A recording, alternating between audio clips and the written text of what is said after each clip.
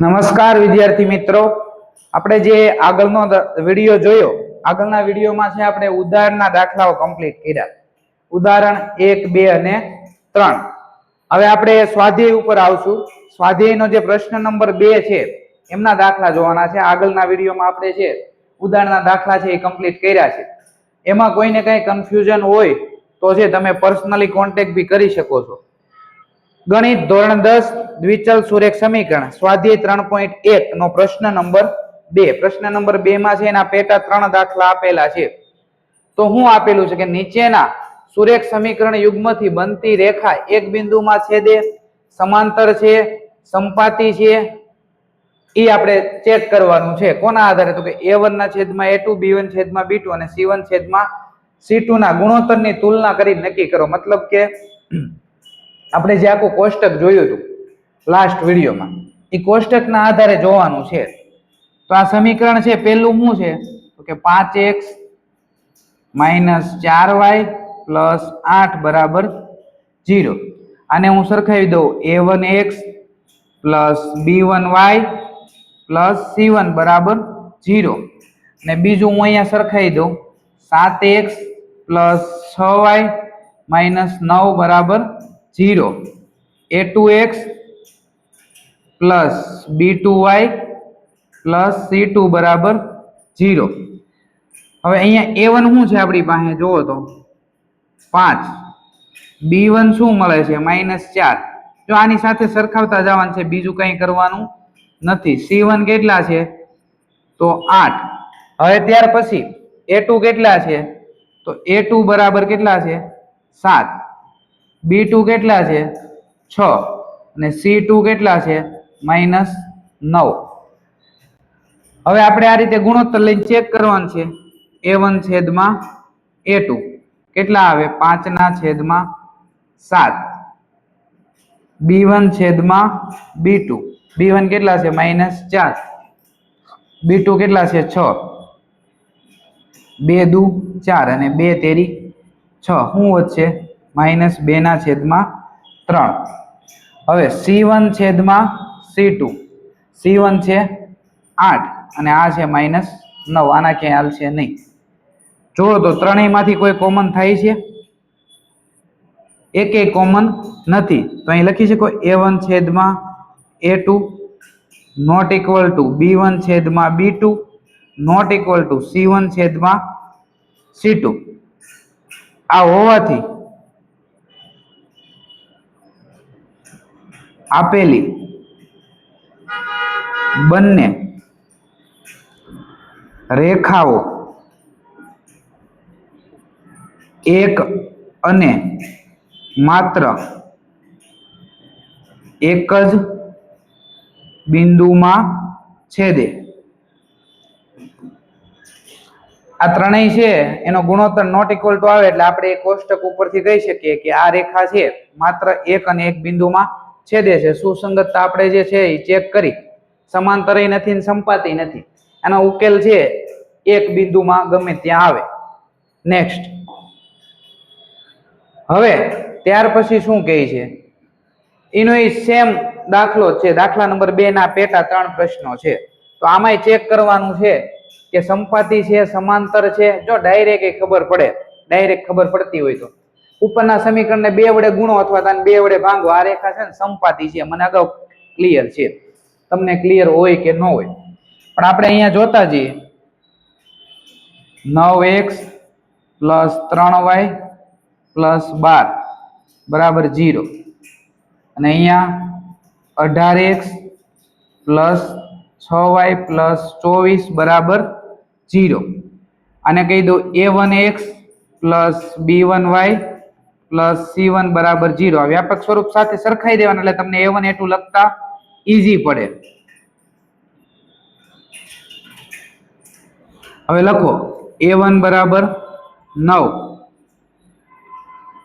b1 બરાબર 3 અને c1 બરાબર 12. અહીંયા લખો a2 બરાબર 18, b2 બરાબર 6 અને c2 બરાબર 24.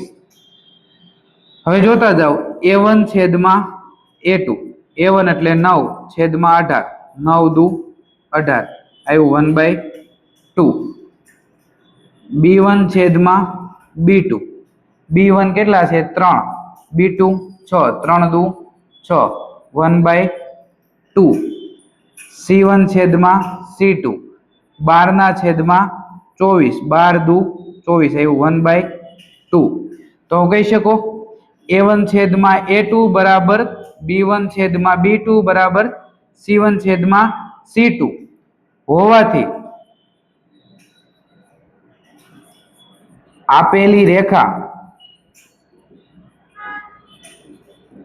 સમપાતી છે, તેથી તેને અનંત ઉકેલ હોય.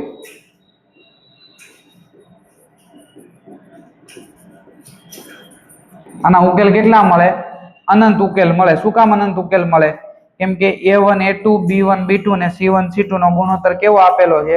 સમાન આપેલો છે. એટલે બે રેખા છે સમપાતી હોય અને સમીકરણ ઉપરથી ચેક કરવું હોય ને તો આખા સમીકરણને 2 વડે ગુણો તો બે સમીકરણ હરખા થઈ જાય. 9 દુ 18x 3 દુ 6y અને 12 દુ ને 24. જોવો તો બે સમીકરણ હરખા થઈ ગયા. તો બે સમીકરણ હરખા છે એનું જ સમીકરણ છે, એની જ રેખા એની ઉપર ઓવરલેપ થયેલી હોય એટલે કે કેવી છે? સમપાતી છે. નેક્સ્ટ સેમ જ દાખલો છે. પેલો દાખલો એક બિંદુમાં છેદ એવો આવ્યો, બીજો એવો આવ્યો કે બંને સમપાતી હોય અને ત્રીજો હવે જોઈએ. ત્રીજા ઉપરથી તો કઈ અત્યારે એવું ક્લિયર નથી થતું, જોઈએ શું છે. તો 6x - 3y + 10 બરાબર 0 અને 2x - y + 9 બરાબર 0. તો a1x + b1y + c1 બરાબર 0, a2x + b2y + c2 બરાબર 0. a1 બરાબર 6, b1 બરાબર -3, c1 બરાબર 10. અહીંયા a2 બરાબર 2, b2 બરાબર -1, જો અહીં કાંઈ ન હોય તો 1 હોય અને c2 બરાબર 9. a1 છેદમાં a2 એટલે કે 6 ના છેદમાં 2, 2 તેરી 6 એટલે અહીંયા આવ્યા 3. b1 છેદમાં b2 -3 ના છેદમાં -1 એટલે શું થયું? આ 3. અને c1 છેદમાં c2, c1 છે અહીંયા 10, 10 ના છેદમાં 9, આનું કઈ થશે નહીં. હવે જો આવું થયું a1 છેદમાં a2 બરાબર b1 છેદમાં b2 not equal to c1 છેદમાં c2. આ બે ખાલી સમાન મળ્યા, ત્રીજો ગુણોત્તર સમાન મળતો નથી. તો આવા કિસ્સામાં આપણે કીધું હતું આ હોવાથી આપેલી કેવી થાય રેખા? આપેલી બંને રેખા સમાંતર છે. જો ત્રણેય એક એક ઉદાહરણ આવી ગયા, સમાંતર છેદતી હોય એવી અને સમપાતી, તેથી બંને રેખાનો ઉકેલ ખાલી ગણ મળે. ખાલી ગણ શું કામ મળશે? કે બે રેખા આ રીતે છે સમાંતર છે, રેલવેના પાટાની જેમ. રેલવેના પાટા આ રીતે ક્યાંય ક્રોસ નહીં થતા હોય તો આ બે રેખા ક્યાંય ક્રોસ થશે નહીં. બંને સમાંતર છે. બંને સમાંતર હોય ને તો આ 3 વડે ગુણો તો જો એટલું સેમ થતું હોય, ખાલી એટલો ભાગ સેમ થાય. 3 દુ 6 અને 3 એકુ 3 થઈ જાય. 6x - 3y આ ભાગ સરખો ન થાય, 9 તેરી 27 થાય ને અહીંયા 10 છે. આ a અને b વાળો ભાગ સમાન થતો હોય એનો મતલબ હું આપણે સમજવાનો? a અને b વાળો ભાગ થાય એટલે બે રેખાઓ કેવી છે? સમાંતર છે. અહીંયા તમારો સ્વાધ્યાયનો દાખલા નંબર 2 છે, એના જે પેટા 3 પ્રશ્નો હતા એ ક્લિયર કરી દીધા છે.